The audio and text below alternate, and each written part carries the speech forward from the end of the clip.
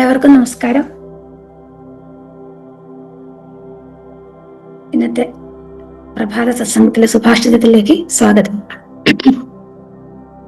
ഇന്നത്തെ സുഭാഷിതത്തിലെ വിഷയം ഇതാണ്: നാം ആത്മീയരാണോ എന്ന് തിരിച്ചറിയുന്നതിനുള്ള മാർഗം നമ്മിലെ കരുണയുടെ സാന്നിധ്യം തിരിച്ചറിയുക എന്നതാണ്. ഒരിക്കൽ കൂടി വായിക്കാം. നാം ആത്മീയരാണോ എന്ന് അറിയുന്നതിനുള്ള മാർഗം നമ്മിലെ കരുണയുടെ സാന്നിധ്യം അറിയുക എന്നതാണ്. ഇന്നലെ കോഴിക്കോട് മുക്കത്ത് നാച്ചുറൽ ഹൈജീൻ സെന്ററിൽ വെച്ച് അണ്ടർസ്റ്റാൻഡിങ് സ്പിരിച്വാലിറ്റി എന്നുള്ളൊരു പരിപാടി നടന്നിരുന്നു. അതിലെ ഏട്ടൻ അവതരിപ്പിച്ച ആത്മീയത അല്ലെങ്കിൽ ആത്മം എന്നതിനെ കുറിച്ചൊക്കെ ഉള്ള ആ ഒരു സെഷനിൽ ഒരുപാട് ചോദ്യങ്ങളും ചർച്ചകളൊക്കെ ഉണ്ടായിരുന്നു. അപ്പൊ അതിന്റെ ഒരു പശ്ചാത്തലത്തിലാണ് നമ്മൾ ഇന്നത്തെ ഈ വിഷയം അവതരിപ്പിക്കുക എന്നുള്ളതിലേക്ക് എത്തിച്ചേർന്നത്. നമ്മൾ ഏതൊരു വിഷയത്തെയും വിശദീകരിക്കുന്നത് അല്ലെങ്കിൽ മനസ്സിലാക്കുന്നത് ഡീപ് ഇക്കോളജിയുടെ ഒരു പശ്ചാത്തലത്തിലാണ്. ആഴ പ്രകൃതി ശാസ്ത്രം അത് പറയുന്നതനുസരിച്ച് നമ്മൾ മനസ്സിലാക്കിയിട്ടുള്ളത് പ്രകൃതിയിലെ എല്ലാം പൊരുത്തപ്പെടലിന്റെ ഒരു ഭാഷയിലാണ് പ്രവർത്തിക്കുന്നത് എന്നുള്ളതാണ്. അല്ലെങ്കിൽ പ്രകൃതിയുടെ ഭാഷ എന്നത് തന്നെ പരസ്പര ബന്ധിതം എന്നുള്ള ഒരു നിയമത്തിലാണ് പ്രവർത്തിക്കുന്നത്. അപ്പോ അതില് ഇന്ന് നമ്മൾ മനുഷ്യരുടെ അല്ലെങ്കിൽ തികച്ചും മനുഷ്യ കേന്ദ്രിതമായിട്ടുള്ള ഒരു വ്യവസ്ഥയിൽ ജീവിച്ച് മുന്നോട്ട് പോകുന്ന സമയത്ത് അവിടെ വ്യക്തമായിട്ട് രണ്ട് വിഭാഗത്തിലായിട്ടാണ് ആളുകൾ ജീവിതത്തെ സമീപിക്കുന്നത്: ഭൗതികമായിട്ടും ആത്മീയമായിട്ടും എന്നുള്ളത്. അതില് ഭൗതികത എന്നുള്ളതിനെ നമുക്ക് മനസ്സിലാക്കാം, നമ്മൾ കാണുന്ന കാഴ്ചയിൽ ഒന്നിനെ എന്തായിട്ടാണോ നമ്മൾ അറിയുന്നത്. കുറച്ചുകൂടെ വ്യക്തമായിട്ട് പറയുകയാണെങ്കിൽ ഇന്ദ്രിയങ്ങൾ കൊണ്ട് നമ്മൾ അറിയുന്നതിനെ ആസ്വദിച്ച് ഏതൊന്നിനെയും സമീപിക്കുക എന്നുള്ളതാണ്. അതെനിക്ക് എന്ത് പ്രയോജനം നൽകുന്നു അല്ലെങ്കിൽ നൽകുന്നില്ല എന്നതിനനുസരിച്ചാണ് നമ്മൾ അതിനെ കൈകാര്യം ചെയ്യുന്നത് അല്ലെങ്കിൽ നമ്മുടെ ജീവിതത്തിലേക്ക് അതിനെ പരിഗണിക്കുന്നത് എന്നുള്ളത്. ആത്മീയത എന്ന് പറയുന്ന സമയത്ത് നമ്മൾ കൂടുതൽ വ്യക്തമായിട്ട് മനസ്സിലാക്കേണ്ട ഒരു കാര്യം, ആ ഭൗതികമായിട്ട് പ്രവർത്തിക്കുന്നതിന്റെ പുറകിൽ എന്താണോ അതിനെ പ്രവർത്തിപ്പിക്കുന്നത് അതിനെ കുറിച്ചുള്ള അന്വേഷണവും വിശദീകരണവും ഒക്കെയാണ് ആത്മീയതയിലൂടെ നമ്മൾ മനസ്സിലാക്കുന്നത്.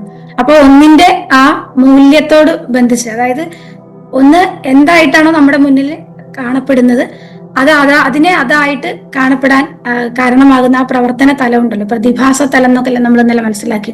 ആ ഒരു തലത്തെയാണ് നമ്മൾ ആത്മീയത എന്നതിലൂടെ മനസ്സിലാക്കുന്നത്. അപ്പോൾ ഒന്നിന്റെ ആ ഗുണപരമായിട്ടുള്ള അവസ്ഥയെ നമ്മൾ എത്രത്തോളം പരിഗണിച്ചുകൊണ്ട് ജീവിക്കുന്നുവോ അത്രത്തോളം നമ്മൾ ആത്മീയരാണെന്നാണ് മനസ്സിലാക്കേണ്ടത്. അപ്പൊ ഇന്നത്തെ പോസ്റ്ററിലെ വിഷയം നമ്മളെ ഉള്ളിലെ കരുണയെ തിരിച്ചറിയുന്ന അവസ്ഥയാണ് നമ്മൾ ആത്മീയരാണെന്ന് അല്ലെങ്കിൽ ആത്മീയരാണോ അല്ലയോ എന്നുള്ളതിന്റെ തിരിച്ചറിയാനുള്ള ഒരു മാർഗം എന്നുള്ളതാണ്. അപ്പൊ ഈ കരുണ എന്ന് പറയുന്ന ഒരു അവസ്ഥ എന്താണെന്ന് നമുക്ക് എല്ലാവർക്കും അറിയാം. ജീവിതത്തിൽ പലതവണ നമ്മളെ കരുണയെ അനുഭവിച്ച് മുന്നോട്ട് പോകുന്നുണ്ട്. അപ്പോ അത് മറ്റൊരു ജീവിയുടെ അല്ലെങ്കിൽ മറ്റൊരു വസ്തുവിന്റെ നിലനിൽപ്പിനെ ഹനിക്കത്തക്ക തരത്തിൽ ഉള്ള ഏത് പ്രവൃത്തിയിൽ നിന്നും വിട്ടുനിൽക്കലാണ് നമ്മൾ ഈ കരുണയിലൂടെ ജീവിക്കുക അല്ലെങ്കിൽ കരുണാർദ്രമായി ജീവിക്കുക എന്ന് പറയുന്നതിലൂടെയൊക്കെ ഉദ്ദേശിക്കുന്നത്. ഏതൊന്നിനോടുള്ള ആഴത്തിലുള്ള അനുകമ്പ ഉണ്ടാകുന്ന ഒരു അവസ്ഥ.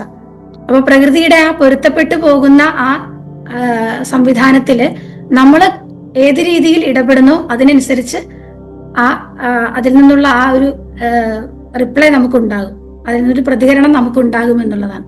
അപ്പൊ ആ പൊരുത്തപ്പെടലിന്റെ സംവിധാനത്തെ ഇളക്കാതെ ആ ഒരു ഒഴുക്കിനനുസരിച്ച് നമ്മൾ ജീവിച്ച് മുന്നോട്ട് പോകുന്ന അവസ്ഥയാണ് യഥാർത്ഥത്തിൽ കരുണ ഉണർന്നു വരുന്ന ഒരു അവസ്ഥ എന്ന് പറയുന്നത്.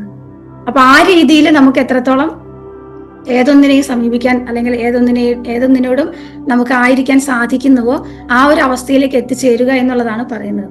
അപ്പൊ ഇന്നലെ ആ ഡിസ്കഷനിൽ വന്ന പല ചോദ്യങ്ങളിൽ ഒന്ന് എന്ന് പറയുന്നത്, നമ്മളിപ്പോ ഉയർന്ന തലത്തിലുള്ള ജീവികളെ, അതായത് മനുഷ്യര് അല്ലെങ്കിൽ കുറച്ചുകൂടി വരികയാണെങ്കിൽ ജന്തുക്കൾ, അതിനോടൊക്കെയും നമുക്ക് കുറച്ചൊക്കെ കരുണാപരമായിട്ട് ആയിരിക്കാൻ സാധിക്കുന്നുണ്ട് അല്ലെങ്കിൽ ഇടപെടാൻ സാധിക്കുന്നുണ്ട്. ഇപ്പം നമ്മളിപ്പോ പൂച്ചയ്ക്ക് അല്ലെങ്കിൽ പട്ടിക്ക് എന്തെങ്കിലും വേദനകൾ ഉണ്ടാകുന്ന സമയത്ത് അല്ലെങ്കിൽ അതിനെന്തെങ്കിലും അസുഖം വരുന്ന സമയത്ത് അങ്ങനെ നമ്മൾ അതിനോട് ഇടപെട്ട് അതിനോട് അങ്ങനെ നിലനിൽക്കുന്നുണ്ട്. പക്ഷെ സാധാരണ വളരെ ചെറിയ കൊതുക്, ഉറുമ്പ് എന്ന് പറയുന്ന ആ തരത്തിലുള്ള ജീവികളോട് നമുക്ക് ആ രീതിയിലേക്ക് ആകാൻ സാധിക്കുന്നില്ല എന്നുള്ളത്. അപ്പൊ നമ്മൾ ഏത് തലത്തിൽ നിന്നുകൊണ്ടാണ് ഇതിനെ കേൾക്കുന്നത് എന്നുള്ളതാണ് അവിടെ പ്രധാനം. അപ്പോൾ ഈ കരുണ എന്ന് പറയുന്നത് യുക്തിപരമായിട്ട് പ്രവർത്തിച്ചു വരേണ്ട ഒരു കാര്യമല്ല. അതായത് ഇപ്പൊ പ്രകൃതിയിലെല്ലാം പൊരുത്തപ്പെട്ട് നിലനിൽക്കുന്നു, അങ്ങനെയാണ് അതിനെ നിലനിർത്തേണ്ടത്, അതുകൊണ്ട് ഞാൻ ഇങ്ങനെ ആയിരിക്കണം എന്നുള്ള തരത്തിൽ അങ്ങനെ ഒരു യുക്തിപരമായിട്ട് ഉണ്ടായി വരേണ്ട ഒരു കാര്യമല്ല ഈ കരുണ എന്ന് പറയുന്നത്. അത് നമുക്കറിയാം, അത് സ്വാഭാവികമായിട്ടും നമ്മൾ ഉണർന്നു വരുന്ന ഒരു കാര്യമാണ്. ഒരു മിനിറ്റ്, വർഗീസായിട്ട് പിൻ ചെയ്തിട്ടുണ്ടോ ഇതില്? ഞാൻ ഇപ്പോഴാണ് ശ്രദ്ധിച്ചത്. പ്രധാനമായിട്ട് കാണുന്നു. ഇല്ല, ഓക്കെ. സ്ക്രീനില് വർഗീസേട്ടനെ കാണുന്നത്. ഓക്കെ. അപ്പൊ നമ്മള് കരുണയോടുകൂടി നിലനിൽക്കുക എന്ന് പറയുന്നതിൽ വളരെ ആന്തരികമായ അർത്ഥം ഉള്ളത് എന്താണെന്ന് വെച്ചാൽ, ഒരു ആന്തരിക പ്രതിരോധമില്ലാതെ അല്ലെങ്കിൽ ബാഹ്യമായിട്ടും പ്രതിരോധമില്ലാതെ ജീവിക്കുക എന്നുള്ളത് കൂടിയാണ്. നമ്മള് ഹിംസ ഇല്ലാതിരിക്കുക എന്നുള്ളത് കൂടി ഈ കരുണ എന്ന് പറയുന്നതിൽ വരുന്നുണ്ട്. അപ്പൊ ഈ ഹിംസ എന്തിനോടാണ് എന്നുള്ളതാണ്. അപ്പോ നമുക്ക് ഇപ്പൊ മാൻ, സിംഹം, ഈ ഒരു കാര്യത്തിൽ സിംഹത്തിന്റെ ഭക്ഷണമാണ് മാൻ എന്ന് പറയുമ്പോൾ സിംഹം അതിന്റെ ഭക്ഷണമാണ് അവിടെ കഴിക്കുന്നത്. അവിടെ നമ്മൾ മനുഷ്യരുടെ തലത്തിൽ നിന്ന് ചിന്തിക്കുന്ന സമയത്ത് സിംഹം ക്രൂരതയാണ് കാണിക്കുന്നത് എന്നുള്ളത് പലപ്പോഴും വ്യാഖ്യാനിച്ച് കഥകളിലൊക്കെ കാണാറുണ്ട്. അപ്പോൾ ആ സിംഹത്തിന്റെ ഭക്ഷണം ആണ് അത് എന്നുള്ള തരത്തിൽ നമ്മൾ തിരിച്ചറിയുന്ന സമയത്ത് സിംഹത്തോട് കരുണയോടും അല്ലെങ്കിൽ മാനിനോട് നമുക്ക് കരുണയില്ലാതെയും നിലനിൽക്കുക, ആ തരത്തിലല്ല അതിനെ മനസ്സിലാക്കേണ്ടത്. അത് പ്രകൃതിയുടെ ഒരു സംവിധാനം ആ രീതിയിലാണ് പ്രവർത്തിക്കുന്നത്. അപ്പോൾ ഇപ്പൊ നമ്മള് മാംസം കഴിക്കുന്നു അല്ലെങ്കിൽ നമ്മൾ മറ്റൊന്നിനെ ഹനിച്ചുകൊണ്ട് ജീവിക്കുന്നു എന്ന് പറയുന്ന സമയത്ത് അവിടെ അത് നമ്മുടെ ജീവിത ധർമ്മത്തിൽ വരുന്നുണ്ടോ എന്നുള്ളത് നമ്മൾ പരിശോധിക്കേണ്ടതുണ്ടെന്നുള്ളതാണ്. നമ്മുടെ ജീവിത ധർമ്മത്തിൽ അത് വരുന്നുണ്ടെങ്കിൽ അതൊരിക്കലും ഹിംസയോ അല്ലെങ്കിൽ അവിടെ ക്രൂരതയോ അല്ല ആകുന്നത്. അപ്പൊ അത് നമ്മുടെ ഭക്ഷണമാണെന്നുണ്ടെങ്കിൽ അതിൽ പ്രകൃതിയുടെ ഒരു രൂപകൽപ്പന അനുസരിച്ച് എന്റെ ജീവിതധർമ്മം എന്താണോ പ്രകൃതി നൽകിയത് അതിനനുസരിച്ചുള്ള ഒരു ജീവിത രീതിയാണ് അല്ലെങ്കിൽ ഭക്ഷണമാണ് ഇത് എങ്കിൽ അതൊരിക്കലും ഹിംസയാകുന്നില്ല എന്നുള്ളതാണ് നമ്മൾ മനസ്സിലാക്കേണ്ടത്. അതല്ലാതെ നമ്മൾ ശീലങ്ങൾ കൊണ്ട് മാത്രം മനസ്സിലാക്കി അങ്ങനെ കഴിച്ചു വരുന്നതാണെങ്കിൽ തീർച്ചയായിട്ടും അത് യുക്തിയുടെ ഇടപെടൽ ഉള്ളത് കൊണ്ട് തന്നെ അത് പ്രകൃതിയുടെ ആ ഒരു ഋതത്തിലുള്ളതാണോ അല്ലെങ്കിൽ താളത്തിലുള്ളതാണോ അല്ലെങ്കിൽ പ്രകൃതി നമുക്ക് നൽകിയ ധർമ്മത്തിലുള്ളതാണോ എന്നുള്ള രീതിയിലെല്ലാം നമ്മൾ പരിശോധിച്ച് അതിന് മനസ്സിലാക്കേണ്ടതുണ്ടെന്നുള്ളതാണ്. അപ്പൊ പ്രകൃതിയുടെ ആഴതലത്തിലേക്ക് പോകുന്ന സമയത്ത് എല്ലാം എങ്ങനെയാണോ ഒന്നിനോട് മറ്റൊന്ന് ബന്ധിപ്പിച്ച് നിർത്തിയിട്ടുണ്ട്, ഒന്നുകിൽ ഭക്ഷണ രൂപത്തിൽ അല്ലെങ്കിൽ മറ്റൊന്നിന്റെ ആവശ്യത്തിന് വേണ്ടിയിട്ട് നമ്മൾ അല്ലെങ്കിൽ നമ്മുടെ ആവശ്യത്തിന് വേണ്ടിയിട്ട് മറ്റൊന്ന്, ഈ രീതിയിലാണ് അത് നടക്കുന്നതായിട്ട് പ്രകൃതി രൂപകൽപ്പന ചെയ്തിട്ടുള്ളത്. അപ്പൊ ഈ ഇടപെടൽ അല്ലെങ്കിൽ ഈ പരസ്പര ബന്ധം ഇതിനെ എവിടെയെല്ലാം നമ്മൾ ഹനിച്ചുകൊണ്ട് പ്രവർത്തിക്കുന്നു അല്ലെങ്കിൽ നമ്മുടെ പ്രവർത്തനങ്ങൾ എവിടെയൊക്കെ ഇതിനെ തടസ്സം വരുത്തുന്നുവോ അതൊക്കെയും എന്താണ്, ഹിംസയാണ് അല്ലെങ്കിൽ അതെല്ലാം പ്രതിരോധമായിട്ടാണ് വരുന്നത്. തീർച്ചയായിട്ടും അവിടെ കരുണ എന്നുള്ളതിന് യാതൊരു പ്രസക്തി ഉണ്ടാകുന്നില്ല. അപ്പോൾ നമ്മൾ എവിടെ നിന്നുകൊണ്ടാണ് ഈ കരുണയെ മനസ്സിലാക്കുന്നത് അല്ലെങ്കിൽ മനസ്സിലാക്കേണ്ടത് എന്നുള്ളതാണ്. ഇപ്പം ഇവിടെ ഒളിമ്പസിന്റെ പഠിതാക്കൾക്കെങ്കിലും മനസ്സിലാക്കാൻ സാധിക്കും, നമ്മൾ ആ തുടങ്ങുന്ന സമയത്ത് പ്രകൃതി എന്നുള്ളതിനെ ഏത് രൂപത്തിലാണോ മനസ്സിലാക്കിയത് അങ്ങനെയല്ല നമ്മൾ ഇപ്പൊ പഠിച്ച് മുന്നോട്ട് വന്നപ്പോൾ ഇപ്പൊ നമുക്കുള്ള ഒരു സമീപനം അല്ലെങ്കിൽ നമുക്കുള്ള ഒരു കാഴ്ചപ്പാട് അങ്ങനെയല്ല. അപ്പോൾ ഈ ആഴത്തിലുള്ള അറിവ് അല്ലെങ്കിൽ ജ്ഞാനം ഉണ്ടായി വരുന്നതിനനുസരിച്ച് സ്വാഭാവികമായും കരുണ നമ്മളിൽ ഉണർന്നു വരും എന്നുള്ളതാണ് അനുഭവം കൊണ്ട് മനസ്സിലായിട്ടുള്ളത്. അപ്പൊ ആ സ്വാഭാവികമായിട്ടുള്ള കരുണ ഉണർന്നു വരണമെങ്കിൽ നമുക്ക് ഇതിനെക്കുറിച്ചുള്ള ആ അനുഭവത്തിലൂടെയുള്ള അറിവ് തന്നെ ഉണ്ടാകണം. അതല്ലാതെ ഒരു ഫ്രെയിം ഉണ്ടാക്കിയിട്ട് ഇതിന്റെ പുറത്തുള്ളത് അങ്ങനെയല്ല, ഇതിനകത്തുള്ളത് അങ്ങനെയല്ല അല്ലെങ്കിൽ അങ്ങനെയാണ് എന്നുള്ള രീതിയിൽ മനസ്സിലാക്കി പ്രവർത്തിക്കേണ്ടതല്ല അല്ലെങ്കിൽ ഉണർന്നു വരേണ്ടതല്ല കരുണ എന്നുള്ളതാണ്.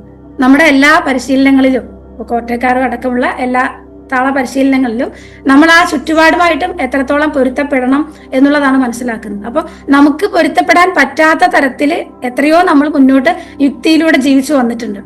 അത് ശരിക്കും തലമുറകളായിട്ട് അത് കൈമാറി വരിക വരെ ചെയ്തിട്ടുണ്ട്. അപ്പോൾ അതിൽ നിന്നും മാറി അല്ലെങ്കിൽ അതിൽ നിന്നും ഇറങ്ങി നമ്മുടെ സഹജഭാവത്തിലേക്ക് എത്രത്തോളം നമുക്ക് വരാൻ സാധിക്കുന്നുവോ അപ്പോഴൊക്കെ, ഇപ്പൊ നമ്മള് പറഞ്ഞു ഒരു കൊച്ചു കുഞ്ഞിനെ കാണുന്ന സമയത്ത് നമുക്കുണ്ടാകുന്ന ഒരു അവസ്ഥ അല്ലെങ്കിൽ ഏതൊരു ജീവിയുടെയും കുഞ്ഞിനെ കാണുന്ന സമയത്ത് നമുക്കുണ്ടാകുന്ന അവസ്ഥ അല്ലെങ്കിൽ നമ്മളിൽ ഉണർന്നു വരുന്ന ഒരു അനുഭവം അവസ്ഥ അത് തന്നെയാണ് നമ്മൾ കരുണയായിട്ട് മനസ്സിലാക്കേണ്ടത്. അല്ലെങ്കിൽ മറ്റൊന്ന് വേദനിക്കുന്ന സമയത്ത് അപ്പൊ അവിടെ ആ മറ്റൊന്ന് എന്ന് പറയുന്നത് നമ്മുടെ യുക്തിക്കനുസരിച്ച് മനുഷ്യനാണോ എങ്കിൽ എനിക്ക്, അല്ലെങ്കിൽ അത് എന്റെ കുഞ്ഞാണോ എങ്കിൽ എനിക്ക് കരുണയുണ്ടാകുന്നു, മറ്റൊരു ജീവിയുടെ കുഞ്ഞാണോ അല്ലെങ്കിൽ എന്റെ സർക്കിളിൽ ഞാൻ ഉണ്ടാക്കി വെച്ചിട്ടുള്ള ആ ഫ്രെയിമിന് പുറത്തുള്ളതാണോ എങ്കിൽ അവിടെ ആ കരുണ വർക്കൗട്ട് ചെയ്യേണ്ടതില്ല എന്നുള്ള ആ രീതിയിലാണ് നമ്മൾ മനസ്സിലാക്കി വെച്ചിരിക്കുന്നത്. അപ്പോൾ അതുകൊണ്ടാണ് നടന്നു പോകുന്ന സമയത്ത് എനിക്ക് ശ്രദ്ധിക്കാൻ കഴിയും, കാറിനകത്തായിരിക്കുമ്പോൾ എനിക്ക് എങ്ങനെ അത് ശ്രദ്ധിക്കാൻ കഴിയും എന്നീ ചോദ്യങ്ങളൊക്കെ വരുന്നത്. അപ്പം ഈ കൊതുക് വന്നിരിക്കുന്നത് എന്നെ അത് കടിക്കുന്നുണ്ട്, അപ്പൊ എങ്ങനെ ഞാൻ അതിനോട് ഞാൻ എങ്ങനെ കരുണയോടെ സമീപിക്കും എന്നുള്ള. അപ്പൊ ഈ ചോദ്യങ്ങളൊക്കെ വരുന്നത് നമ്മൾ ആ ഒരു അവസ്ഥ അനുഭവിക്കാത്തത് കൊണ്ട്, അതായത് ആ കരുണ എന്നതിനെ അനുഭവിച്ചു അല്ലെങ്കിൽ ശരീരകോശമായിട്ട് പുറത്തു വരാത്തത് കൊണ്ടാണ്. ഒരു കുഞ്ഞിനെ കാണുന്ന സമയത്ത്, ഒരു കൊച്ചു കുഞ്ഞിനോട് നമ്മൾ ഇടപെടുന്ന സമയത്ത് അവിടെ നമ്മളിൽ എന്താണ് ഉണർന്നു വരുന്നത് എന്നുള്ളത് പോലും ശ്രദ്ധിക്കുന്നില്ല. നമ്മളിൽ ആ ഉണർന്നു വരുന്നത് അങ്ങനെ അവിടെ അത് റിഫ്ലക്ട് ചെയ്യുന്നു എന്നുള്ളതാണ്. ആ കുഞ്ഞ് എന്താണോ അതിനോട് നമ്മൾ പൊരുത്തപ്പെടുന്നു എന്നുള്ളതാണ്. അതുപോലെ ജീവിതത്തിലെ ആകസ്മികമായിട്ടുണ്ടാകുന്ന അല്ലെങ്കിൽ എപ്പോൾ വേണമെങ്കിലും നമുക്ക് ജീവിതം മാറാം എന്നുള്ളൊരു അവസ്ഥയിൽ ആ കടന്നു വരുന്ന ഓരോ സിറ്റുവേഷനോടും നമുക്ക് സ്വാഭാവികമായിട്ട് എങ്ങനെ പൊരുത്തപ്പെടാൻ സാധിക്കുന്നു എന്നുള്ളിടത്താണ് നമ്മൾ ഈ ആത്മീയത എന്നുള്ളതിനെ മനസ്സിലാക്കേണ്ടത്. അതല്ലാതെ ഞാൻ ഒന്നിനെ ഹനിച്ചു അല്ലെങ്കിൽ ഒന്നിനെ പ്രവർത്തനത്തിന് തടസ്സം ഉണ്ടാക്കി അപ്പൊ ഞാൻ ആത്മീയനാണ്, അങ്ങനെയല്ല മനസ്സിലാക്കേണ്ടത്. നമ്മൾ ആത്മീയതയുടെ ആ ബാക്ക്ഗ്രൗണ്ടിലാണ് ജീവിക്കുന്നത്. അപ്പോൾ നമ്മൾ ആത്മീയരാണോ എന്ന് നമ്മൾ ചോദിക്കേണ്ട ആവശ്യമില്ല. പക്ഷെ എത്രത്തോളം നമ്മൾ അതിനെ സെൻസ് ചെയ്യുന്നു, എന്റെ ആത്മത്തെ ഞാൻ എത്രത്തോളം പരിഗണിക്കുന്നു, സെൻസ് ചെയ്യുന്നു, അത് മറ്റൊന്നിന്റെ ആത്മത്തെ എങ്ങനെ നമ്മൾ പരിഗണിക്കുന്നു, സെൻസ് ചെയ്യുന്നു എന്നുള്ള അതിലാണ് ആത്മീയതയെ നമ്മൾ അനുഭവിക്കുന്നുണ്ടോ എന്നുള്ളത് മനസ്സിലാക്കേണ്ടത്. അപ്പൊ നമ്മൾ ആത്മീയരാണോ എന്നതല്ല ശരിക്കും ചോദിക്കേണ്ടത്, നമ്മൾ ആത്മീയര തന്നെയാണ്. കാരണം ആ പരസ്പര ബന്ധിതമായിട്ടുള്ള ആ നെറ്റ്വർക്ക് തന്നെയാണ് നമ്മൾ സിമ്പിൾ ആയിട്ട് ആത്മീയമായിട്ടുള്ള അല്ലെങ്കിൽ ആത്മീയത എന്നുള്ളതിലൂടെ മനസ്സിലാക്കേണ്ടത്. അതിന്റെ കണ്ണിയിൽ നമ്മൾ എവിടേക്കാണോ വിടവുണ്ടാക്കാൻ തക്ക പ്രവർത്തനം ഉണ്ടാക്കുന്നത്, അതിലാണ് നമ്മൾ ശ്രദ്ധിക്കേണ്ടത്. അത് ഒന്നിനെ ഇല്ലാതാക്കിക്കൊണ്ടാണോ അല്ല അതിനെ ചേർത്ത് പിടിച്ചുകൊണ്ടാണോ എന്നുള്ളിടത്താണ് നമ്മൾ അവിടെ ആ കരുണ അല്ലെങ്കിൽ ആത്മീയരാണോ എന്നുള്ളതിനെ എല്ലാം മനസ്സിലാക്കേണ്ടതെന്നുള്ളതാണ്. അപ്പോ ഈ പുറത്തേക്ക് നമുക്ക് ഉണ്ടാകുന്ന പ്രതിരോധമെല്ലാം, അതായത് ഏതൊന്നിന്റെയും നിലനിൽപ്പ് എന്ന് പറയുന്നത് എപ്പോഴും നമ്മൾ മനസ്സിലാക്കുന്നത് അത് എന്റെ നിലനിൽപ്പിന് സഹായിക്കുന്നുണ്ടോ എന്നത് വെച്ചാണ്. അപ്പൊ ആ ഒരു ആപേക്ഷികത ഉണ്ടല്ലോ, ഇത് ജീവിക്കേണ്ടത് എന്റെ ആവശ്യമാണെങ്കിൽ മാത്രം ഞാൻ അതിന്റെ നിലനിൽപ്പിന് സഹായിക്കുക. അല്ലെങ്കിലോ അത് ഇപ്പം 2-3 തരത്തിലുള്ള ചെടികൾ ഒരു സ്ഥലത്തുണ്ടെങ്കിൽ നമ്മൾ അതിനെ കളയായിട്ടുള്ളതിനെ നമ്മൾ കളയുന്നു. ആ കള അതിന്റെ സമീപത്ത് നിൽക്കുന്ന നമ്മുടെ വിളവാണെങ്കിൽ പോലും അതിനെ ഏത് തരത്തിൽ സഹായിക്കുന്നു എന്ന് നമ്മൾ മനസ്സിലാക്കുന്ന സമയത്ത് നമ്മൾ അവിടെ ആത്മീയതയോട് ചേർന്ന് നിൽക്കുന്നു, അല്ലെങ്കിൽ ആ സംവിധാനത്തോട് ചേർന്ന് നിൽക്കുന്നു. ആ കള എനിക്ക് ആവശ്യമില്ല, അവിടെ ചെടിയുടെ ആവശ്യം, മണ്ണിന്റെ ആവശ്യമല്ല നമ്മൾ നോക്കുന്നത്. ഞാൻ എന്ന് പറയുന്ന ജീവിക്ക് അല്ലെങ്കിൽ എനിക്ക് എന്റെ ആ ചട്ടക്കൂടിനകത്ത് കള വരുന്നില്ലെങ്കിൽ നമ്മൾ അതിനെ സുഖമായിട്ട് പുറത്ത് കളയുന്നു. ഇതുപോലെ കള എന്നുള്ളത് അത് ഉറുമ്പ് എന്നുള്ള രൂപത്തിലാകാം, കൊതുകാകാം, ഉയർന്ന തലത്തിൽ വന്ന് ഇപ്പൊ നമ്മുടെ ജീവിതത്തിന് തടസ്സം നിൽക്കുന്ന മനുഷ്യർ എന്നുള്ള രൂപത്തിൽ വരെ നമ്മൾ ആ കളകളെ കളയുക എന്നുള്ള മാനസികാവസ്ഥ വളർന്നിട്ടുണ്ട്. അതുകൊണ്ടാണ് യുദ്ധങ്ങൾ വരെ ഉണ്ടാകുന്നത്, അത് ആന്തരികമായിട്ടാണെങ്കിലും ബാഹ്യമായിട്ടാണെങ്കിലും. അപ്പൊ അത്തരത്തിലൊരു പ്രതിരോധം എന്ന് പറയുന്നത് പലതരത്തിലും നമ്മുടെ ഉള്ളിൽ ഉറച്ചു കഴിഞ്ഞു, വളരെ ചെറുപ്പം മുതൽ തന്നെ ഉറച്ചു കഴിഞ്ഞു. അപ്പൊ ഈ ഉറച്ചുപോയ പ്രതിരോധത്തിൽ നിന്ന് നമ്മൾ പതുക്കെ സ്വീകാര്യതയിലേക്ക് ഇറങ്ങി വരുന്ന ഒരു അവസ്ഥയാണ് കരുണ എന്നതിലൂടെ നമ്മൾ അനുഭവിക്കുന്നത്. കരുണയായിരിക്കുന്ന അവസ്ഥയിൽ തീർച്ചയായിട്ടും ഒന്നിനോടും നമുക്ക് പ്രതിരോധം ഉണ്ടാകുന്നില്ല, എല്ലാത്തിനോടും ചേർന്ന് നിൽക്കാൻ നമ്മൾ കഴിയുന്നു. അവിടെ ആ ഒരു ചിന്ത പോലും വർക്ക് ചെയ്യുന്നില്ല. അവിടെ ഞാൻ എന്നുള്ളതിനെ അതായത് അനുഭവിക്കുന്നില്ല. ഞാൻ എന്ന് പറയുന്നതിനെ കുറച്ചുകൂടെ നമുക്ക് അല്ലെങ്കിൽ വളരെ വിശാലമായിട്ട് നമുക്ക് അനുഭവിക്കാൻ സാധിക്കുന്നുണ്ട്. ആ ഒരു അവസ്ഥ തന്നെയാണ് ആത്മീയതയിൽ ആയിരിക്കുക എന്ന് പറയുന്നത്. അപ്പൊ അതിൽ നമ്മൾ യുക്തിപരമായിട്ട് എവിടെയെല്ലാം നിൽക്കുന്നു, നമ്മളിപ്പോ റിതം സ്പെക്ട്രത്തിലൊക്കെ അത് തന്നെയാണ് പഠിക്കുന്നത്. ആ താളരാശിയിൽ നമ്മൾ ഏത് തലത്തിലാണോ നിൽക്കുന്നത് അതിനനുസരിച്ചുള്ള ഒരു പൊരുത്തപ്പെടലാണ് നമുക്ക് സാധ്യമാവുക. പക്ഷെ നമ്മൾ തിരിച്ചറിയുന്നു ചില ഘട്ടങ്ങളിൽ ഇത്രയും ആഴത്തിൽ എനിക്ക് എത്താൻ സാധിക്കേണ്ടതുണ്ട്, എങ്കിലേ എനിക്ക് പ്രകൃതിയായി അറിയാൻ സാധിക്കുകയുള്ളൂ എന്നുള്ള തരത്തിൽ നമ്മളൊരു മനസ്സിലാക്കൽ ഉണ്ടാകുന്ന സമയത്ത് അതിനുള്ള പരിശ്രമം നമ്മൾ ആരംഭിക്കും തീർച്ചയായിട്ടും. അപ്പൊ അതിനുള്ള വഴി നമ്മുടെ മുന്നിൽ വരും. ബാക്കിയെല്ലാം ഇപ്പൊ നമുക്ക് ലഭിക്കുന്ന എല്ലാ വിദ്യകളും, ഗുരുക്കന്മാരെ നമുക്ക് നൽകുന്ന എല്ലാ വിദ്യകളും ഈ വലിയ പ്രപഞ്ച സംവിധാനത്തിന്റെ അതിനോട് ചേർന്ന്, അതിന്റെ പ്രവർത്തനത്തോട് ചേർന്ന് നിൽക്കാൻ നമ്മളെ പക്വപ്പെടുത്തുക എന്നുള്ളതാണ് ചെയ്യുന്നത്. അതൊരു പക്ഷെ ഒരു ജീവിതകാലം നമുക്ക് ചെയ്ത് പരിശീലിക്കേണ്ടി വരും. ആ പരിശീലന വേളയിൽ എപ്പോഴെങ്കിലും നമുക്ക് ആ ഞാനില്ലാത്ത ഒരു അവസ്ഥ അല്ലെങ്കിൽ ആ അൾട്ടിമേറ്റ് ആയിട്ടുള്ള കരുണയായിട്ടിരിക്കുന്ന അവസ്ഥയിലേക്ക് നമ്മൾ എത്തിച്ചേർന്നേക്കാം. പക്ഷെ ചെറിയ രീതിയിൽ നമ്മുടെ ജീവിതാനുഭവങ്ങളിൽ നമ്മൾ ആ കരുണയിലൂടെ കടന്നു പോകുന്നുണ്ട്. അപ്പൊ അതിനെ നമ്മൾ ഇന്നലെ ഏട്ടൻ പറഞ്ഞതുപോലെ ആ നമ്മുടെ അനുഭവത്തെ എക്സ്റ്റെൻഡ് ചെയ്യുക, നമ്മൾ ആ ഉണ്ടാക്കി വെച്ചിട്ടുള്ള ഫ്രെയിമിൽ നമ്മളെ നമ്മുടെ ആ പ്രകൃതി എന്നുള്ള കോൺസെപ്റ്റ് അല്ലെങ്കിൽ മറ്റൊന്നിനെ നമ്മൾ എന്തായിട്ടാണോ ഇവിടെ ഉറപ്പിച്ചിട്ടുള്ളത് അതിനെ എക്സ്റ്റെൻഡ് ചെയ്യുക എന്നുള്ളത്. അങ്ങനെ ആകുന്ന സമയത്ത് നമുക്ക് കുറച്ചുകൂടി നമ്മുടെ ഉള്ളിലുള്ള ഉണർവുകളെ, അതായത് അനുകമ്പയായിക്കോട്ടെ, കരുണയായിക്കോട്ടെ, സ്വീകാര്യത ആയിക്കോട്ടെ, ഇതെല്ലാം നമുക്ക് അനുഭവിക്കാൻ സാധിക്കും എന്നുള്ളതാണ്. അപ്പൊ ഇത്രയാണ് ഇന്നത്തെ ഈ ഒരു സുഭാഷിതത്തിലൂടെ എനിക്ക് പറയാനുള്ളത്. നമ്മുടെ ഉള്ളിലെ ആ പൊരുത്തപ്പെടലിനെ ഉണർത്തുന്നതിനുള്ള പരിശീലനങ്ങളിലേക്ക് നമ്മൾ കയറുക. ആ പൊരുത്തപ്പെടൽ എന്നുള്ളത് വരുന്ന സമയത്തും യുക്തി ഉപയോഗിച്ച് അതിൽ നിന്ന് മാറി നിൽക്കാതെ ചേർന്ന് നിൽക്കുക. ഇതൊക്കെയാണ് ഉദ്ദേശിക്കുന്നത്. അപ്പം ആ കരുണ എന്ന് പറയുന്നതിനെ ആഴത്തിൽ അനുഭവിക്കാനുള്ള സാഹചര്യങ്ങൾ ഉണ്ടാകുന്ന സമയത്ത് മാത്രമേ നമുക്ക് ആ ആത്മീയത എന്ന് പറയുന്നതിനെ പൂർണ്ണമായിട്ടും അനുഭവിക്കാൻ സാധിക്കുള്ളൂ എന്നുള്ളതാണ്. അതുവരെയും ആത്മീയതയിലല്ല എന്നുള്ളതല്ല മനസ്സിലാക്കേണ്ടത്. നമ്മൾ അതിനെ അവിടെ ബോധപൂർവം അല്ലെങ്കിൽ നമ്മുടെ യുക്തി ഉപയോഗിച്ച് നമ്മൾ അതിൽ നിന്ന് മാറി നിൽക്കുന്നു എന്നുള്ളതാണ്. അപ്പൊ ഇത്രയാണ് ഈ ഡീപ് ഇക്കോളജി എന്നുള്ളതിന്റെ ഒരു പശ്ചാത്തലത്തിൽ എനിക്ക് ആത്മീയരാണോ അല്ലയോ എന്ന വിഷയത്തിൽ പറയാനുള്ളത്. ഇതില് ഒരുപാട് ചോദ്യങ്ങൾ നമ്മൾ തീർച്ചയായിട്ടും യുക്തിയുടെ ഭാഗത്തുനിന്ന് ഒരു ചിന്ത എപ്പോഴും നമുക്ക് ഉണ്ടാവുന്നത് കൊണ്ട് തന്നെ ഒരുപാട് ചോദ്യങ്ങൾ ഉണ്ടാവും. അത് സ്വയം ചോദിച്ച് വ്യക്തത വരുത്തുക എന്നുള്ളതാണ്. അതിനപ്പുറം ആ ഒരു എക്സ്പീരിയൻസിലേക്ക്, നമുക്കുണ്ടാകുന്ന അനുഭവങ്ങളിലേക്ക് കൂടുതൽ തുറന്നിരിക്കുക എന്നുള്ളത്. നന്ദി, നമസ്കാരം. തുടർന്നു കാണുന്നതിന് മുമ്പായി ഈ വിഷയം ഇഷ്ടമായെങ്കിൽ ഒന്ന് ലൈക്ക് ചെയ്യുക, കമന്റ് ചെയ്യുക, ഷെയർ ചെയ്യുക. നിങ്ങൾ പ്രകൃതിയെ ഇഷ്ടപ്പെടുന്നുവെങ്കിൽ ഈ ചാനൽ സബ്സ്ക്രൈബ് ചെയ്യുക.